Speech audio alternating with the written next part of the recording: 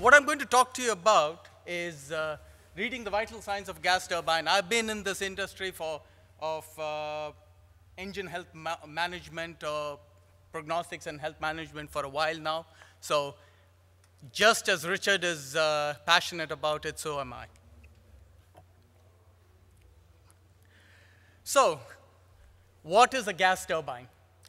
It is the heart of the aircraft. We believe that the airframers build aircraft so they can carry around the engines, really. And I just wanted to show this because the Joint Strike Fighter is such a cool engineering system that was developed over the past 15 years or so.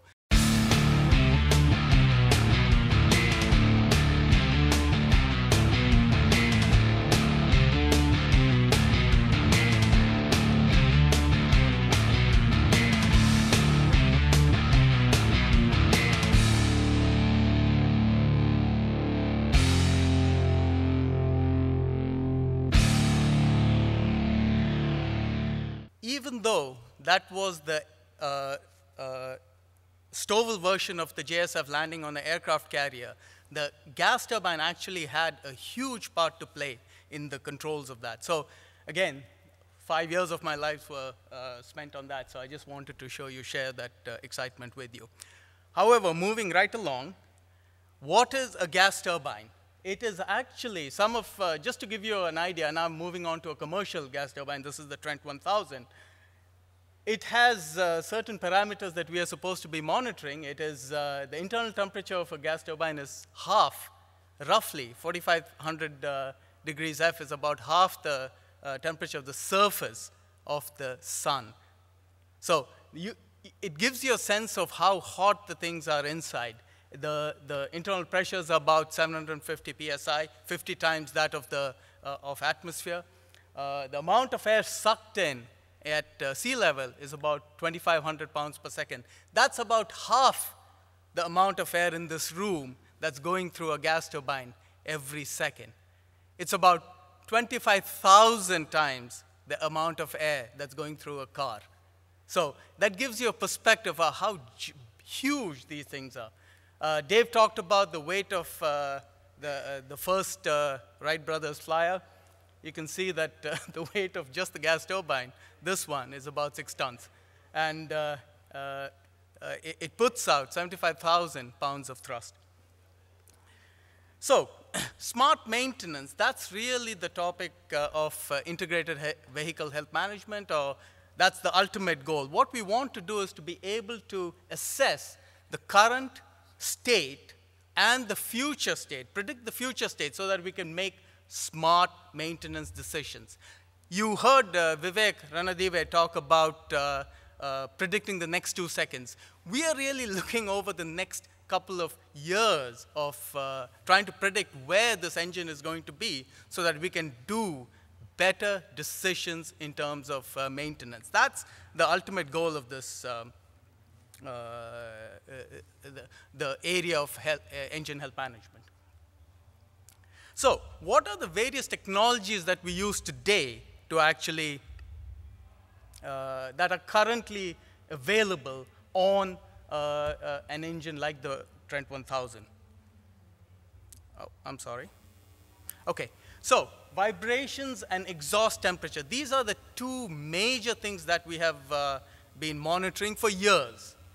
But there are, in addition, different pressures and temperatures within the gas turbine, rotor speeds, obviously, and recently oil condition as well. And the fundamental thing that links all these things together are the model-based diagnostics. In other words, these are the analytical means of actually figuring out what is wrong with an engine. And this is something that Ranadive talked about as well. The analysis, that's a key part of this, this field. In the near future, we're going to expand that to hybrid models, using neural networks, physics-based models as opposed to neural networks, which are getting a little more exotic in terms of the capabilities. Blade health monitoring, measuring higher temperatures, such as even the combustion temperature and the pressure inside the combustor, which again, like I told you, was about 5,000 degrees F. The clearances, which are very key, structural health and acoustic signatures as well. There have been cases where people have been able to actually hear an engine and figure out what is wrong. Why can't we take that knowledge and actually put it into a more analytical means? So that's one of the ideas. And really into the future is where we come into the ecosystem. Ultimately, and a lot of you have talked about this, which is the integrated and optimized. So highly networked, there is a lot of data being generated by these modern engines and actually aircraft as well. Trying to integrate them, all that information, and make smart decisions in the maintenance area is the real future. So networking, and with that, obviously, because we have so much data, we have the field of data mining. That's going to be huge in the future. How to take all this data and make sense of that. Again, something that we heard Mr. Ranadive talk about. Wireless sensing is going to be very important in the future, I believe, and reconfigurable controls. In other words, when the diagnostic system or the health management systems figures out that something is wrong, the control system can take over and reconfigure, accommodate for those discrepancies. That's another thing that's coming into the future. But where do we go from here? Well, from the engine, we can go to the entire. A lot of the systems that we have been developing within the engine can actually translate to the aircraft level as well. And that actually is the first recently. I'm sure Dave would be very happy to note that this actually had a engine EIS now this year. So.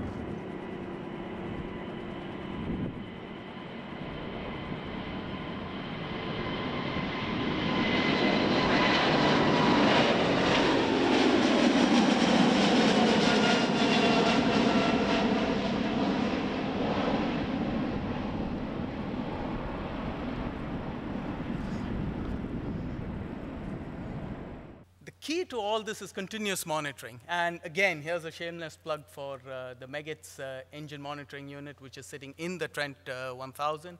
It continuously monitors the systems there and then takes that information and actually sends it out via UHF link down to the ground so that, again, the Rolls-Royce or the customers can actually make better decisions on maintenance. So where do we go from here?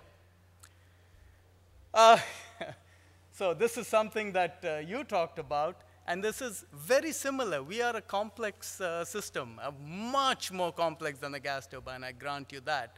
But on the other hand, some of the techniques that we've been using can readily be and are being adapted to other fields, nuclear plants, etc. But human health is certainly something where some of these ideas can be adapted. More sophisticated sensors, continuous monitoring. Today, what we do typically is if we have a problem, we go to the doctor, and then they put sensors and look at our vital signs. In the future, why not actually monitor these things continually so that you can predict by trending some of these parameters what is going to happen? So that gives you that critical time that, Randy, you were talking about. To maybe save a life. Wireless technology and really, again, enhanced analysis techniques. Those are key, including the kind of things that we've been using, such as neural networks and other techniques. Finally, I just want to leave you with this quote, and I found this last week in the New York Times, which is that people have actually been thinking about this right away. This person, Frank Moss, who used to run the MIT Media Labs, is talking about a digital nervous system, wireless sensors, exactly the kind of things that we've been talking about in the engine world. And in fact, there's some interesting, your bathroom mirror would calculate your heart rate, blood pressure, and oxygen levels. I'll let you read the other things by yourself. So that's, I guess, the future, and hopefully, coming together of the aerospace and the medical worlds, we could probably help each other in this area. Thank you.